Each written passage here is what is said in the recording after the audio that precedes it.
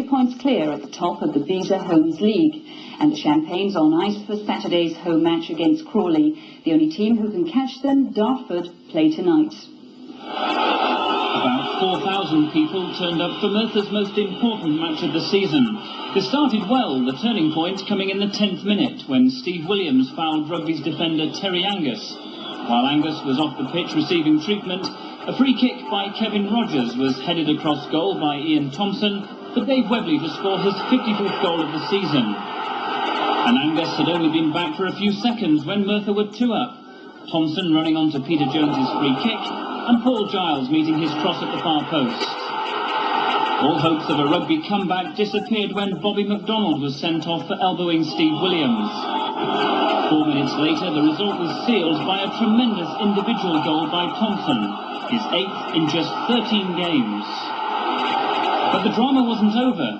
Steve Williams was sent off for his 2nd bookable offence, and then after Rugby had missed a couple of good chances, Kim Green was held back as he broke into the area and stepped up to score a consolation goal from the penalty spot in injury time. The final score, 3-1 to Merthyr.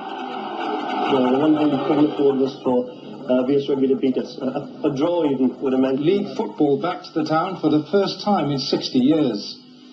A huge crowd at Penydarren Park saw them beat Crawley 3-1 in their last match to clinch the Premier Division Championship of the Beta Homes League. Next season they'll be in the GM Vauxhall Conference, the 5th division of British football. The celebrations were soon underway after Merthyr's 6th successive win rounded off a remarkable 3 years, in which the club has been completely transformed. The afternoon had begun badly, Crawley taking a 7th-minute lead, as Merthyr's nerves got the better of them. On the half-hour, though, Kevin Rogers' cross fell nicely for Paul Giles to pop in the equaliser. And then, just before half-time, with the Martyrs having settled down, Steve Williams set Giles free, and top scorer Dave Webley turned in his 56th goal of the season. After the interval, Webley uncharacteristically missed a couple of good chances, before saving his best until last, 15 minutes from time. A goal fit to win any league, and the Merthyr success story goes on. When the Welsh got promotion last year, promotion this year, and you never know, we could be in the league football in another year. You're that confident, eh? 4-2 in a replay of last Saturday's drawn game. The Hamlets, as they're known, knew it wasn't to be as early as the 5th minute when Phil Green lashed in Paul Giles' cross, 1-0.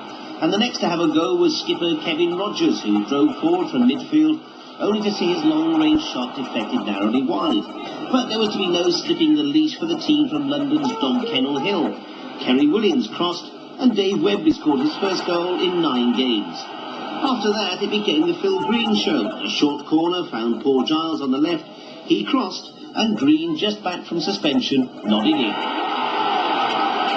For goal number 4, they decided on the direct route. Well, why bother with all that passing? Wager's goal kick found Green, who calmly steered in his hat-trick, and Merthyr's 4th. Alas, poor Dulwich, though the Hamlets weren't finished yet, as fullback Martin Johnson gave notice of things to come with a flashing drive. A highly satisfactory first half for Merthyr, and Phil Green was obviously still in the mood, as his angled header almost sneaked in when the second half restarted.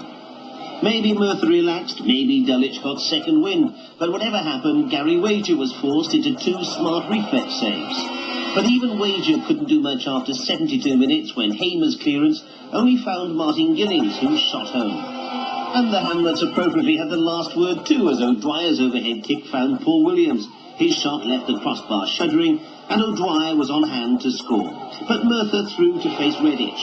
And next Tuesday, the big one, the Welsh Cup clash against Swansea. Following last week's 4-3 win over Stafford, their first at home since late November, Merthyr wasted little time in hitting the goal trail, even though Dave Webley's 2nd-minute opener had more than a touch of luck about it. And it seemed there were more goals on the cards as Andy Beattie and Jeff Lisserman drove Merthyr forward from midfield in an attempt to spring Welling's offside trap. Ian Thompson set Paul Giles free down the right, but really didn't make the most of the winger's pinpoint cross. For the most part, the game was ruined by a difficult wind, a series of free kicks, and Welling's almost complete dependence on offside. This shot by Mark Tucker, the only other chance of the first half. So 1-0 at half-time.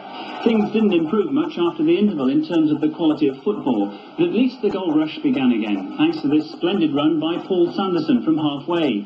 When he crossed, it was Thompson who had the first attempt, and Webley who was on hand to make it 2-0 20 minutes after half-time. 10 minutes later, Merthyr and Webley made it 3, Lissaman's free kick being headed in at the far post. Merthyr well on the way to completing the double, and then 10 minutes from time, Lissaman rounded off a fine all-round display by rounding off a lovely move. Thompson again involved by putting Sanderson free, and his cheeky backheel being slotted home by Lissaman. They can't stop scoring at Merthyr. Merthyr 4, Welling in 6th place, 0. League champions Red Star Belgrade might well consider changing their name to Red Card Belgrade. The pre-season friendlies started well enough, with the Yugoslavs displaying their undoubted class, mainly, it has to be said, outside the Merthyr area. This shot from Michaela not far away. Merthyr, respectful but not overawed, almost took an early lead when Paul Giles found Dave Webley unmarked at the far post. The appreciative crowd were enjoying both the good weather and the good football when Red Star went ahead. Savicevic played a neat 1-2 before setting up Prosinecki, who drew Gary Wager and then showed just why he was one of the stars of Italia 90. Merthyr though hit back. Webley might have done better here from Andy Beattie's pass, and they came more into the game after the break. But 20 minutes from time, Najdowski, who'd already been booked, was sent off for a wild challenge on Steve Williams. And then, 10 minutes later, substitute Finich received his marching orders, again for fouling Williams. Against 9 men, Merthyr pushed forward for the equaliser. It duly arrived just before time. Kevin Rogers presenting substitute Jason Gummer with an easy tap-in. And the first half we played him perhaps a little too much respect.